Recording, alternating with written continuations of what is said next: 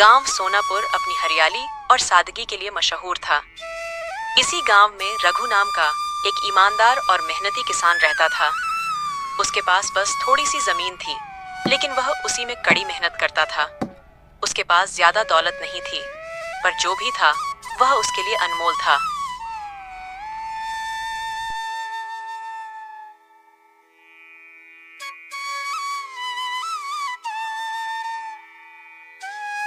लक्ष्मी, खाना जल्दी दे दो, मुझे काम पे जाना है। इतनी जल्दी क्यों जा रहे हो?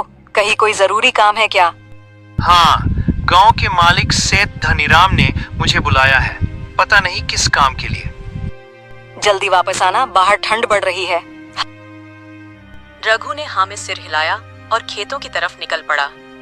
दिन भर खेत में मेहनत करने के बाद वह शाम को ठाकुर साहब के घर पहुंचा। आओ रघु, सब ठीक ठाक चल रहा है? इस बार खेती कैसी हो रही है? ठीक है, सब बढ़िया है मालिक। बस इस बार मेहनत और बढ़ानी होगी ताकि बेटे को शहर में पढ़ाई के लिए भेज सकूं। बेटे को पढ़ाने के लिए बहुत पैसा चाहिए। तुम्हारी छोटी सी जमीन से यह संभव होगा। मालिक, मैं मेहनत करने को तैयार हूं। अगर तुम मेरी गेहूं की बोरियां बैलगाड़ी से शहर पहुंचा दोगे तो मैं तुम्हें अपनी 5 एकड़ जमीन बिना किसी किराए की खेती के लिए दूंगा। मालिक, क्या सच में? इतनी बड़ी बात? मैं कभी झूठ नहीं बोलता रघु। तुम्हारी मेहनत को देखते हुए यह तुम्हारे लिए इनाम है।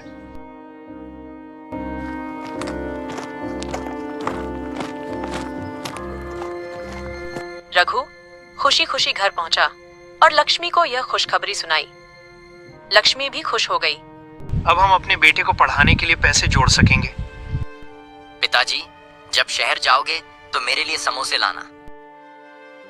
जरूर लाऊंगा बेटा। अगले दिन रघु बैलगाड़ी में गेहूं की बोरियां रखकर शहर के लिए निकल पड़ा।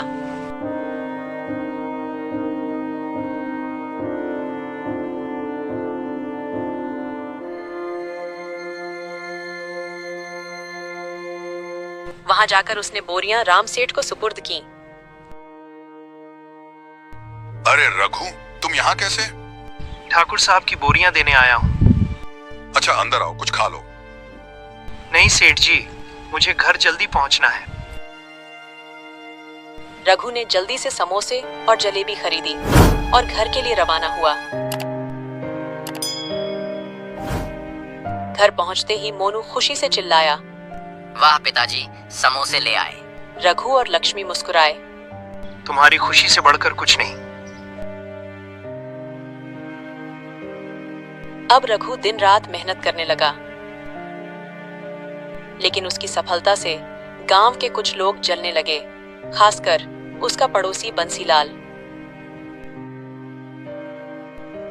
रघु को 5 एकड़ जमीन मिल गई, अब तो यह अमीर बन जाएगा।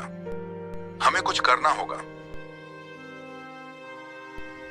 जब रघु की फसल पककर तैयार हो गई, तो बंसीलाल ने रात के अंधेरे में उसके खेतों में जानवर छोड़ दिए और बाद में जहरीली दवा छिड़क दी। सुबह रघु और लक्ष्मी खेत पहुंचे और फसल की हालत देखकर टूट गए। ये कोई दुर्घटना नहीं, किसी ने जानबूझकर किया है। ठाकुर साहब को जब यह पता चला तो उन्होंने कहा, रघु, अब तुम मुझसे आधा पैसा दो, नहीं तो जमीन वापस ले लूंगा। रघु ने सिर झुका लिया। मालिक, मैं कुछ नहीं कर सकता। ठाकुर ने उसकी जमीन और घर दोनों छीन लिए। मजबूर होकर रघु, लक्ष्मी और मोनू शहर चले गए। शहर में उन्हें कोई सहारा नहीं मिला। भूख से तड़पते मोनू को देखकर लक्ष्मी ने एक घर के सामने जाकर खाना मांगा, लेकिन वहां से भी निराशा ही मिली।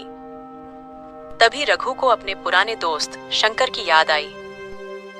शंकर ने उसे गले लगाते हुए पूछा, अरे रघु, तुम यहाँ कैसे? रघु ने अपनी पूरी आपबीती सुनाई।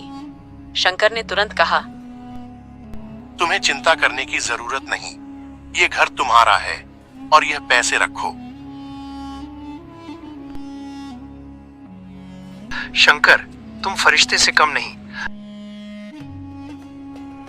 अब रहने का ठिकाना तो मिल गया, लेकिन कमाने का क्या? हम समोसे बेचेंगे। लक्ष्मी ने सुझाव दिया। रघु ने कुछ पैसे लगाकर सामग्री खरीदी और समोसे बनाने लगा।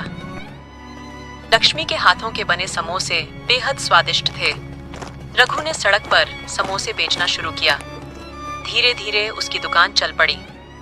कुछ महीनों में ही उसने एक छोटी सी समोसे और चाय की दुकान खोल ली। अब उनकी जिंदगी पटरी पर आ गई थी। रघु ने अपने बेटे को शहर में पढ़ने भेज दिया। एक दिन उसने लक्ष्मी से कहा, मुझे अपना गांव बहुत याद आता है। अब हमारे पास पैसा है, हम अपनी जमीन वापस खरीद सकते हैं। लक्ष्मी ने सहमति जताई और वे गांव लौट आए। गांव में आते ही बंसीलाल और उसकी पत्नी बुरी हालत में मिले।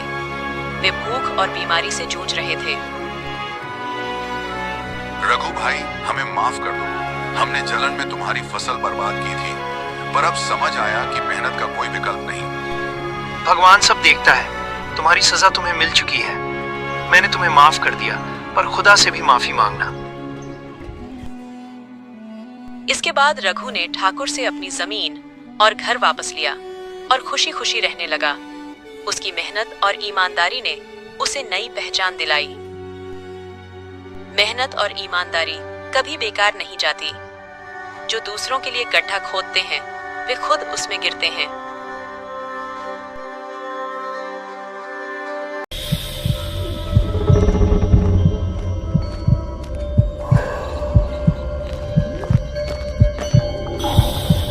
ये जंगल तो कितना सुनसान है, लेकिन दोपहर में भी यह कितना डरावना लगता है, जैसे कि यहाँ बरसों से कोई नहीं आया हो।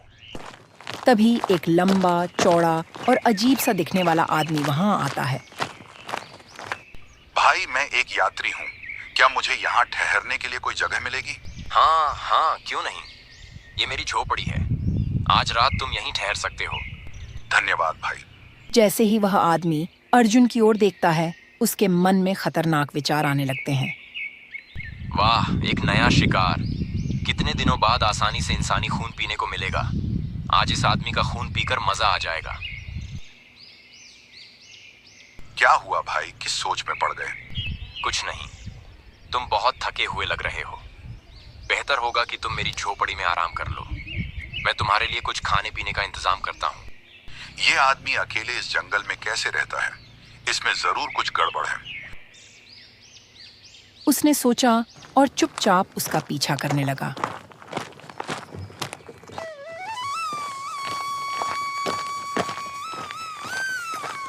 गांव शिवपुर में एक बुजुर्ग औरत अपनी 2 संतान अर्जुन और राजू के साथ रहती थी।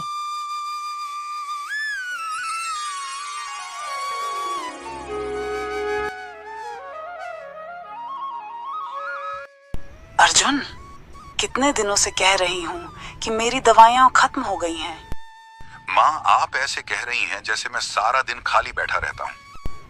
ऐसा नहीं है बेटा, लेकिन बिना दवाइयों के मेरी तबीयत ठीक नहीं रहती। माँ, मैं अकेला ही सब कुछ करता हूँ। तुम्हारा छोटा बेटा राजू भी तो है, उससे क्यों नहीं कहती? बेटा, तू जानता है कि राजू के पास पैसे नहीं हैं। तो माँ, उससे कोई काम करने को कहो।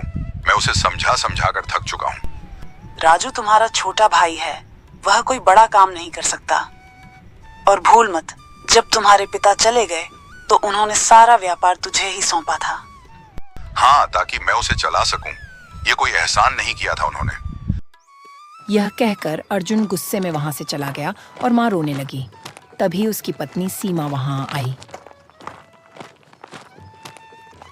माँ, आपको हर छोटी बात पर इतना रोना जरूरी है क्या? बहू, मेरी तबीयत खराब है और दवाइयाँ भी नहीं है। माँ, दवाइयाँ मुफ्त में नहीं आती। अगर तुम्हें कुछ चाहिए तो अपने छोटे बेटे से कहो। गरीब बुजुर्ग औरत खामोश हो गई। फिर कुछ दिन ऐसे ही बीत गए।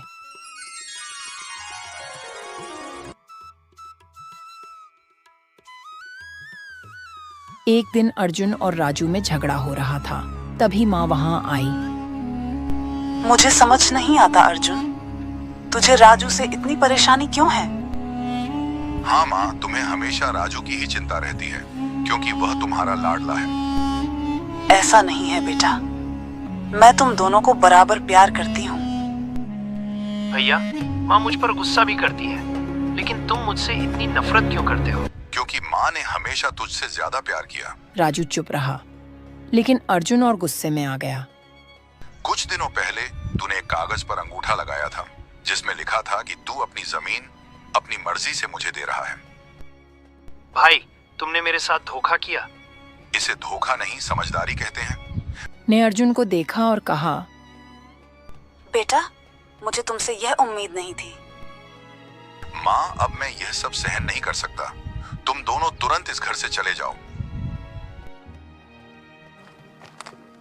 राजू अपनी माँ को लेकर गांव के किनारे एक झोपड़ी में रहने लगा। लेकिन कुछ दिनों में राशन भी खत्म हो गया। माँ, अब क्या करें? गांव में कोई मुझे काम भी नहीं दे रहा। बेटा, शायद अर्जुन अब तक संभल गया होगा। तू उससे कुछ पैसे उधार मांग ले। अगर वह न दे तो कह देना कि माँ तुझे बुला रही है किसी जरूरी बात के लिए। राजू भाई के पास पहुंचा। भाई, घर में खाने को कुछ नहीं है और माँ की तबीयत भी बहुत खराब है। कुछ पैसे उधार दे दो। क्या मैं कोई खजाने का मालिक हूँ? भाग यहाँ से।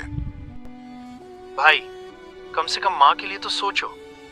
मुझे कोई मतलब नहीं है और अब मैं तुम दोनों से कोई रिश्ता नहीं रखना चाहता। राजू दुखी होकर वापस लौट गया। माँ से सारी बात बताई। माँ, अब मैं क्या करूं? बेटा, यह मत समझ कि हमारा भाग्य हमेशा खराब रहेगा। तेरे दादा के पास बहुत दौलत थी। मरने से पहले तेरे पिता को उन्होंने एक गुप्त खजाने का राज बताया था। वह खजाना काली पहाड़ी के जंगल में एक गुफा में छिपा है। राजू खुश हो गया। माँ, तुमने पहले क्यों नहीं बताया?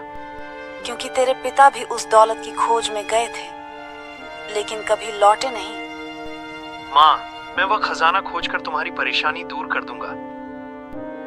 राजू निकलने की तैयारी करने लगा, लेकिन अर्जुन चुपके से सब सुन रहा था। तो राजू खजाने की खोज में जाएगा? नहीं, मैं उससे पहले वह दौलत हासिल करूंगा। अर्जुन रातों रात जंगल के लिए निकल पड़ा। रास्ते में उसे वह सुनसान झोपड़ी दिखी। वहां वह रहस्यमयी आदमी मिला।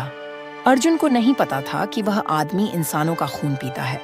वह उसका पीछा करने लगा और देखा कि उसने एक जानवर को पकड़कर उसका खून चूस लिया। हे भगवान, यह आदमी तो नरभक्षी है।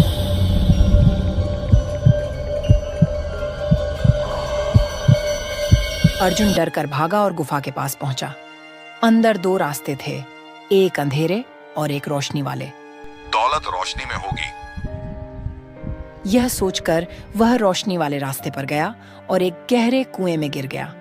2 दिन भूखा प्यासा पड़ा रहा, लेकिन कोई उसे बचाने नहीं आया।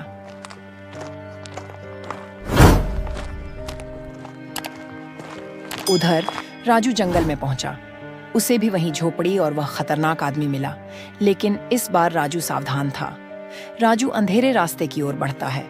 जैसे ही वह आगे बढ़ता है, रास्ते पर रोशनी फैलने लगती है। चलते चलते वह एक बाबा के पास पहुंचता है जो ध्यान में लीन होते हैं। राजू पूछता है, बाबा, आप कौन हैं? बाबा धीरे से अपनी आंखें खोलते हैं और कहते हैं, तो तुम आ गए। मैं तुम्हारी प्रतीक्षा कर रहा था। राजू हैरान होकर पूछता है, बाबा, आपका क्या मतलब? मैं समझा नहीं। मैं तो गुप्त धन की खोज में आया हूँ। मुझे सब पता है बेटा, वही धन जो तुम्हारे दादा ने यहाँ छिपाया था। लेकिन बाबा, आपको यह कैसे पता? ये बहुत पुरानी बात है। जब मैं यहाँ ध्यान कर रहा था, तब तुम्हारे दादा आए थे। उन्होंने मुझसे कहा था कि यह धन मैं अपने पास सुरक्षित रखूं, क्योंकि कुछ लोग इसे छीनने और उन्हें मारने की कोशिश कर रहे थे। उन्होंने कहा कि अगर उनका परिवार कभी सच्चे दिल से इस धन की जरूरत महसूस करेगा, तो कठिन रास्तों को पार करके यहाँ पहुंच जाएगा। लेकिन यदि कोई लालच में आएगा, तो वह कभी यहाँ तक नहीं पहुंच पाएगा। तुम एक सच्चे और ईमानदार व्यक्ति हो, इसीलिए तुम यहाँ तक पहुंच सके। अब तुम यह धन ले जा सकते हो। बाबा अपनी शक्ति से गुफा में एक मार्ग खोलते हैं और कहते हैं, ये लो अपना धन बेटा। राजू हाथ जोड़कर कहता है, धन्यवाद बाबा, लेकिन मुझे इस धन से ज्यादा कुछ और चाहिए। मेरा भाई अर्जुन भी लालच में आकर यहाँ आया था, लेकिन वह अभी तक नहीं लौटा। मैं उसे अपने साथ वापस ले जाना चाहता हूँ। अब तक जिसने भी लालच में आकर यहाँ प्रवेश किया वह कभी जीवित नहीं लौटा, और तुम्हारे बड़े भाई अर्जुन ने तुम्हारे साथ बहुत अन्याय किया है, फिर भी तुम उसे बचाना चाहते हो। बाबा, वह मेरा भाई है, मैं उसे हर हाल में बचाना चाहता हूँ। बाबा उसकी भाई के प्रति सच्ची भावनाएं देखकर प्रसन्न होते हैं और अपनी शक्ति से अर्जुन को वापस ले आते हैं। मैं यहाँ कैसे पहुँच गया? मुझे लगा था कि मैं कभी वापस नहीं लौट पाऊंगा। पूछता है। फिर वह राजू के सामने सिर झुका लेता है और आंसू भरी आंखों से कहता है, मुझे माफ कर दो भाई, मैंने तुम्हारे और माँ के साथ बहुत गलत किया। जब तुम मेरी मदद मांगने आए थे तब भी मैंने तुम्हें दुत्कार दिया, लेकिन फिर भी तुमने मेरी जान बचाई। मुझे माफ कर दो। भाई, तुमने अपनी गलती मान ली, यही मेरे लिए सबसे बड़ी बात है। अर्जुन माँ के पास जाकर कहता है, माँ, मैं आपसे भी माफी चाहता हूँ, मुझे क्षमा कर दीजिए। कोई बात नहीं बेटा, मेरे दोनों बेटे सुरक्षित लौट आए। इससे बड़ी खुशी मेरे लिए कोई नहीं हो सकती। इसके बाद पूरा परिवार फिर से एक साथ खुशी खुशी रहने लगता है।